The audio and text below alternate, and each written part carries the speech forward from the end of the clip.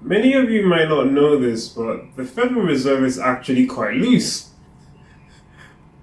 What do I mean by this? I mean that whatever policy that they think they're setting with the Fed funds rate, with the interest rates, it's actually not as restrictive as they think it is. Now, what am I talking about? I wrote about this on my Substack article. If you'd like to check that out, I'll leave it in the description below. But there's essentially an economics metric called the National Financial Conditions Index, the NFCI. And basically, what this tells you is whether financial conditions are tight or loose. If it's positive, if the number is above zero, it means that the conditions are tight, so currency is hard to come by. If it's less than zero or negative, it means that conditions are loose. So like the Fed is actively engaging in buybacks. Well, I say buybacks, but really quantitative easing, yield curve control. Banks are lending out money freely. And essentially, the value today is at 0.55, minus 0.55.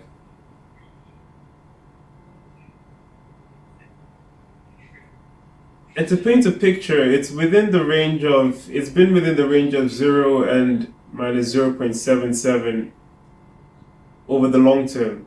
So the Fed is as loose as they've ever been. And this is despite, economists everywhere saying, oh, the Fed should be cutting rates here. The economy can't take any any more rate hikes. Yet here we are, looser than we were in 2008, looser than we were right when lockdown started, March of 2020. And we're almost kicking off the bottom of the range of minus 0.77. And yet people think the Fed is too tight. I mean, the Fed policymakers themselves are saying, are saying they're too tight. And it's essentially because they're stuck between a rock and a hard place. If they raise rates, interest expenses that the government pays on its debt increases. It becomes a larger percentage of government outlays. If they decrease rates, inflation comes back. And by inflation, I mean an expansion of the money supply, not CPI prices. Consumer prices are downstream of an expansion of the money supply. So that's not even what I'm referring to when I say inflation will come back. Because with interest rate of like 1%, 0% as they were for a very long time, it was very easy to print. Borrowing practically cost nothing. Money was cheap. And it still is today, going by that metric. Money is still cheap today. That's why the Fed is struggling to bring the rate back under the supposed target of 2%. When in truth, they've never actually hit that target. I think since, I don't want to get the year wrong, but it's been a while. It's been a while since they last hit their target of 2%. And that target is arbitrary anyway. It doesn't really mean anything. By the way, I'm flying over New York in Flight Simulator 2024. Something nice to have in the background while I'm rambling on.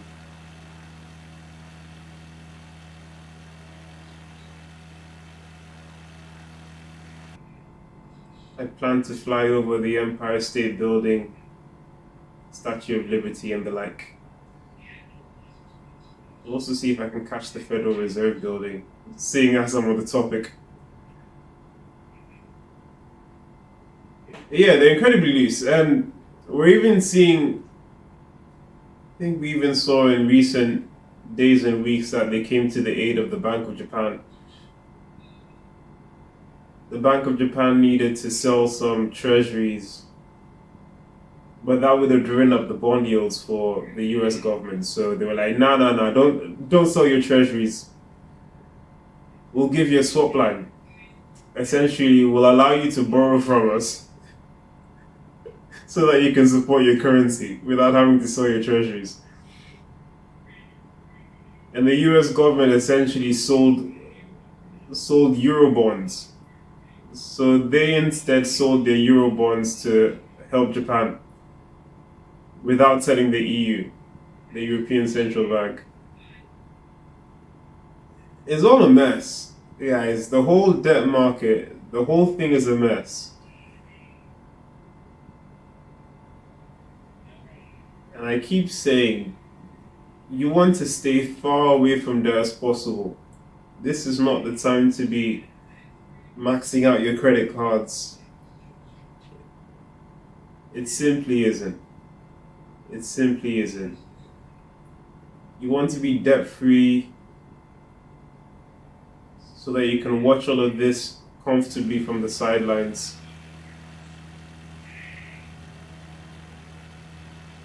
It's the city of New York. Looks like it may rain at some point.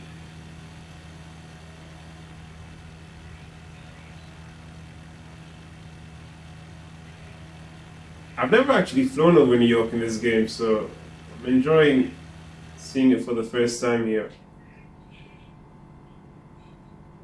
Looks beautiful. Looks absolutely beautiful. And of course, when I talk about Japan, I talk about Japan as another Western country. They're practically under the thumb of the US, so to me, they're another Western nation.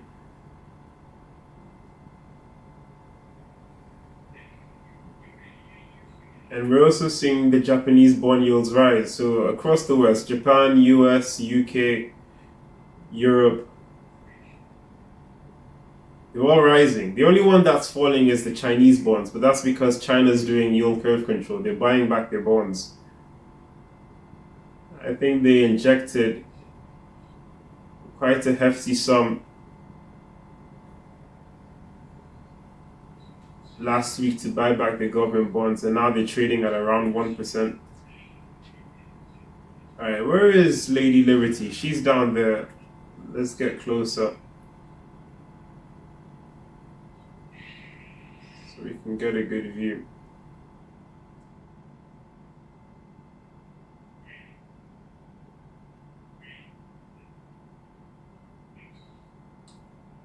I like to fly in the cities and the countries that I'm talking about.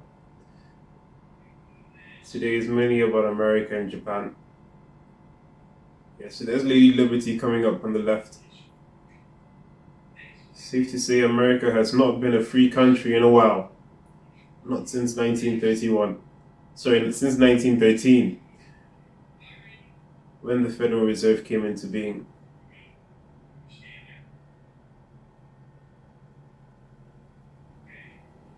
There she is.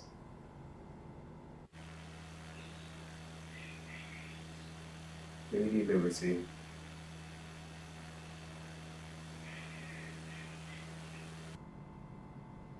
You can get a better view from the cockpit.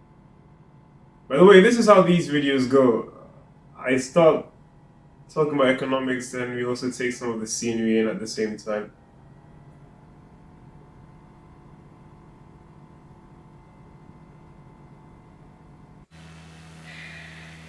There she is. Yeah, it's nice. It's nice. I'm seeing a private yacht on the right there. Yeah, and with Japan can't fail. Japan cannot be allowed to fail. Because if they do, US stock markets are cooked. They will be absolutely cooked because they essentially borrowed a lot of yen because they were, I think yen costs about 0% to pay back or 0% to loan. Oh, that's a cruise ship, isn't it? That model is spectacular. They cost about 0%. So hedge funds and banks would just buy or loan in yen and then go to US and buy the stocks there because they would yield a lot more than the 0%, and they pocket the difference. But now Japanese 30-year bonds are rising. So it's becoming more expensive to pay that back. What do you think happens when it becomes untenable? What do you think happens? It's a ticking time bomb, guys. It really is a ticking time bomb. And once again, the NFCI, the index I'm referring to,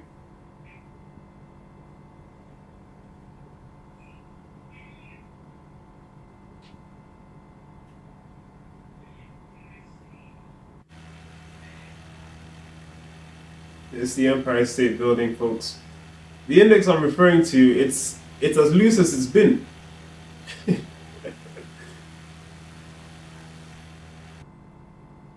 So the nightmare, the crash hasn't even come yet. Guys, it hasn't even come yet.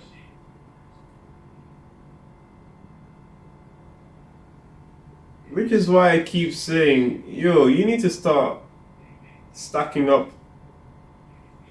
cash, stack up precious metals. You do not want to be holding debt when this thing blows up. You will be caught on the wrong side.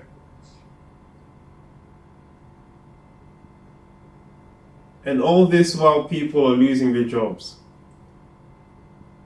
Unemployment is on the up. And financial conditions are loose.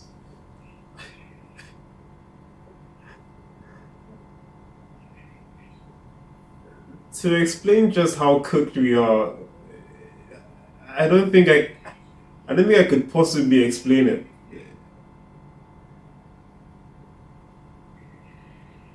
Then you've got the midterms coming up in the US. Whenever it's election season, it's all about who can promise the most things to the voting population. So expect more government spending, expect more benefits. And that's only going to increase the interest expense. And I think for the month of July, the deficit number actually came out that the US government borrowed about $439 billion. Perhaps not borrowed, but they spent more than they had budgeted for. So $439 billion in deficit spending in 1 month. Annualized, it comes up to about $5 trillion.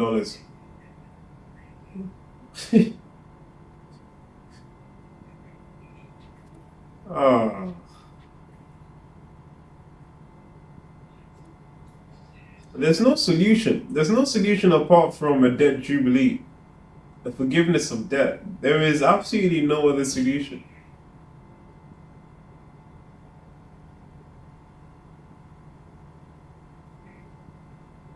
It's the only way. The debt is unpayable. It's unpayable. We're getting quite a bit of turbulence here, actually.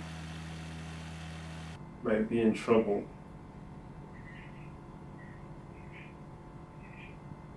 Yeah, that's Manhattan, I believe.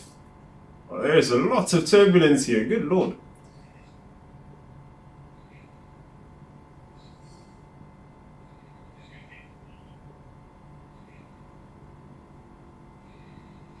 Having to fight the joysticks a little. Wow.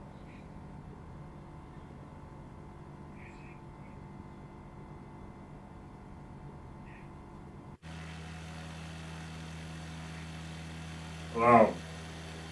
Look at the number of high rises, man.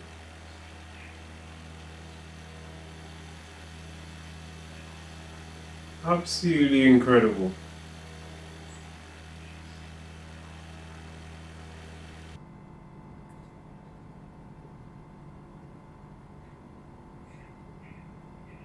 It's not the smoothest flight I've had. It is not the smoothest flight. Having to battle the elements.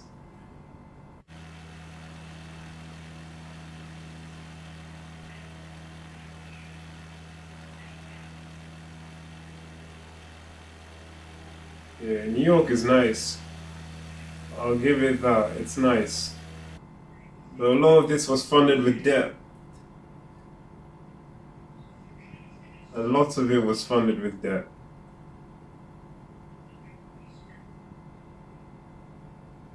And they're gonna have to pay the piper, unfortunately. The piper always gets paid. And the people in the White House, they're sweating. They know this. They know it's coming. That's why they're doing their best to steal as much as they can while they can.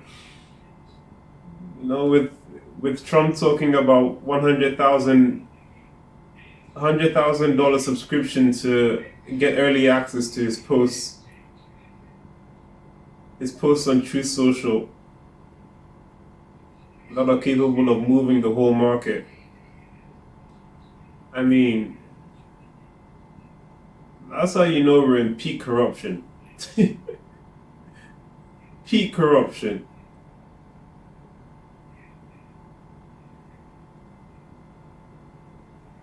But it's all end time stuff. Everything that's happening is all end time stuff. So if you study history, none of it will shock you. Not a single thing of this will shock you. So yeah, don't pay attention to the CPI, the Fed funds rate. All of that is just noise. All of it is noise.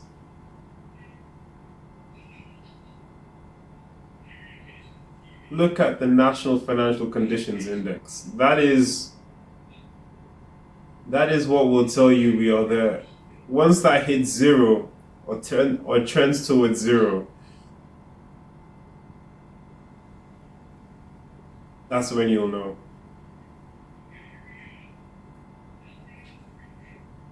That's when you know. Alright, let's bring this into land. Yeah, New York is nice.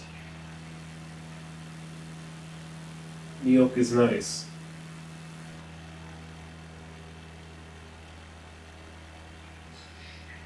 I'll probably come back and explore it in a helicopter. It seems like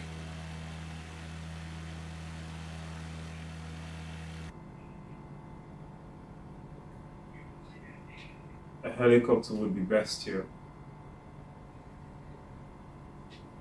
Where is the airport? Let me bring this into land.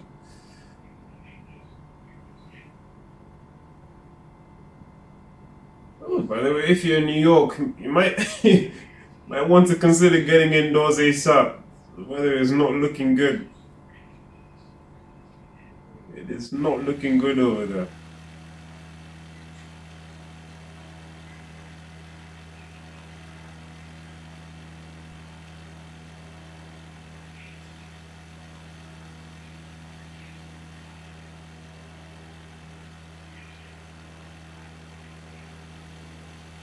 Man, I love these videos. I find them so much fun.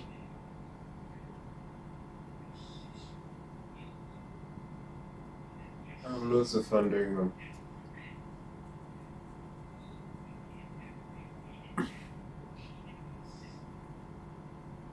For me, it's just a shock that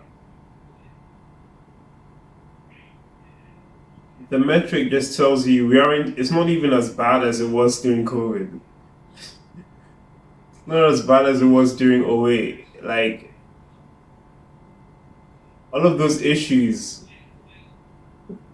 despite how bad things are now, in terms of having access to money, is nowhere near. Oh man, we're in trouble. Folks, we are in trouble.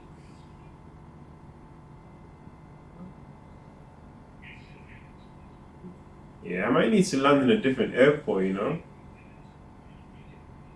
Turbulence is insane. Gee.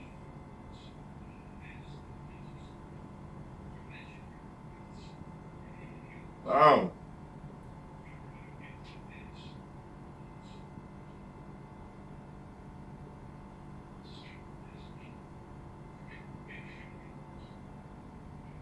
It's lighter than, well, not lighter than aircraft, but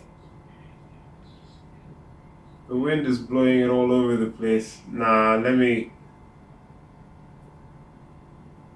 I can't land here. I need to land somewhere else.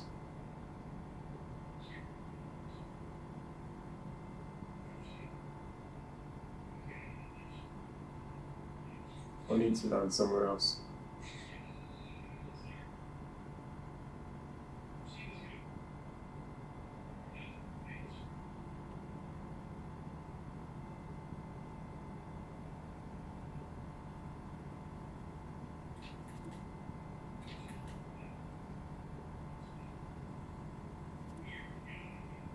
Wow, didn't know the weather would get this bad in New York.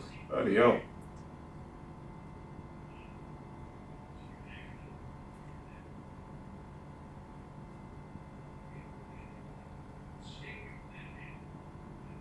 I believe that's the Brooklyn Bridge in the distance.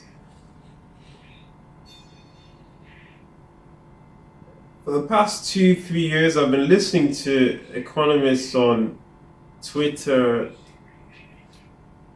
loads of YouTube accounts talking about, oh, the crash is coming in a year, crash is coming in 2 years.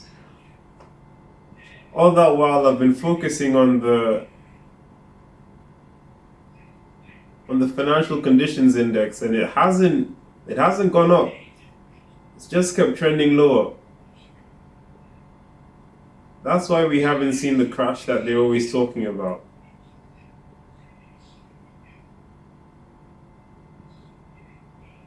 It's not here yet. It's not here yet.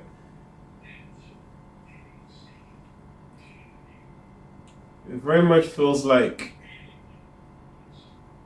the calm before the storm. Like, this is definitely the time to prepare.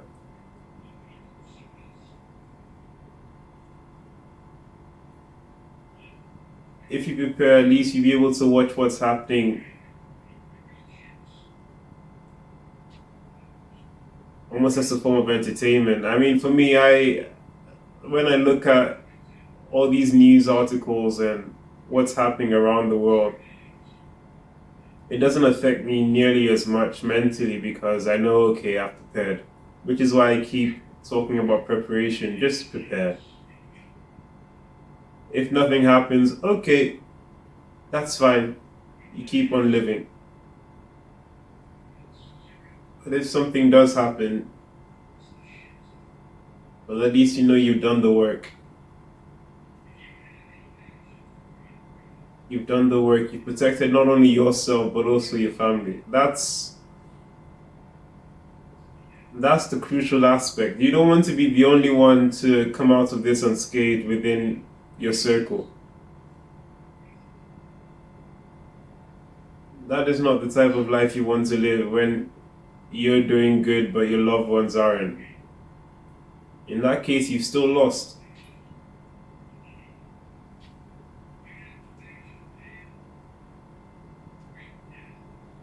You've still lost. Which is why you want to make sure you share this video with the people you care about most. Help them to understand that they need to start living below their means. Cut back on the lavish spending. You can still treat yourself, but don't do it on debt.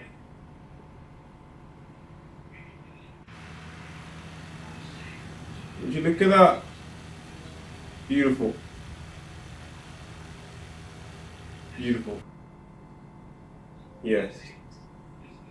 Treat yourself, but man, please don't do it on debt. Don't do it on the credit cards. Do what do what you can to pay off your credit card loans. If you've got auto loans, try to pay it off.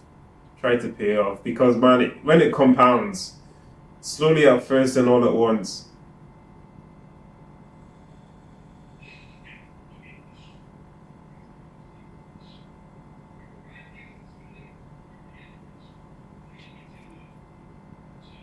You do not want to be caught off guard by the rising bond yields.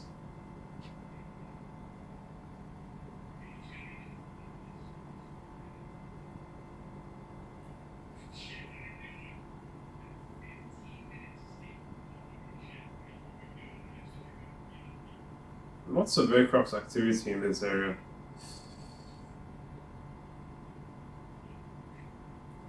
Yeah, you see, the weather is much calmer on this side.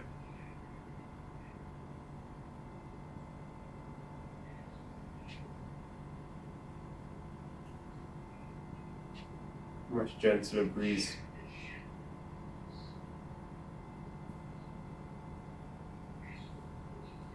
So yeah, by and large, I am positive about the future. We just need to get over this hump. We need to get over this debt hump.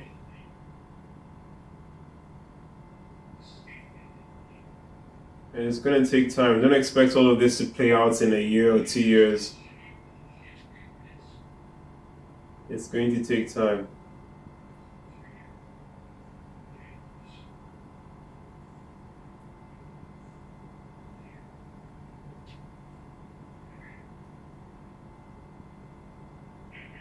Keep in mind, all of this doesn't even account for the oil shock.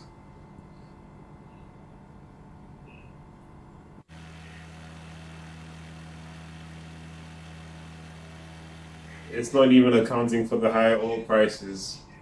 It's gonna be a mess. It's gonna be a mess.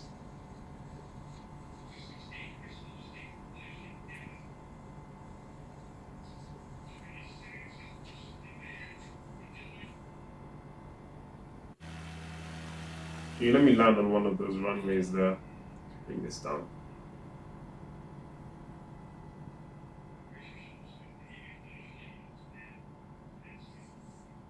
Yeah, I know the one will take.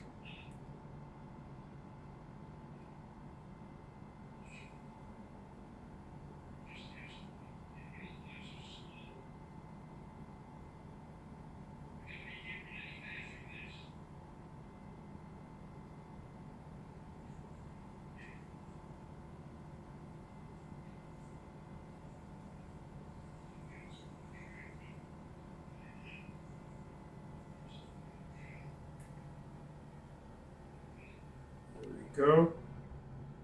Flaps down.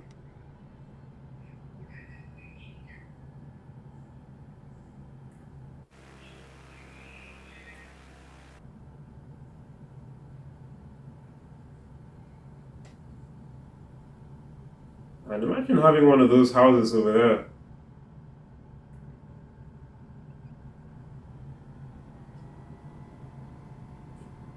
You'd definitely be praying. Definitely be praying sea levels don't rise any further.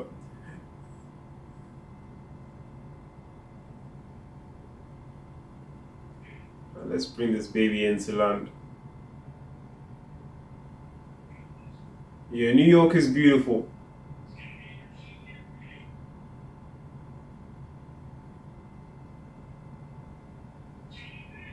It's definitely beautiful.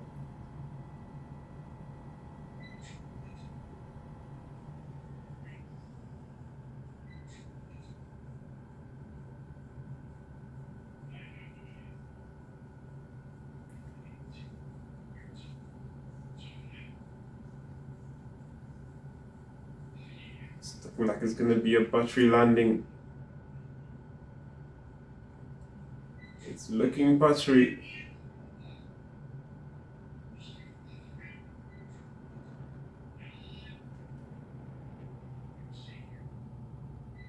Ooh, let's just get it right.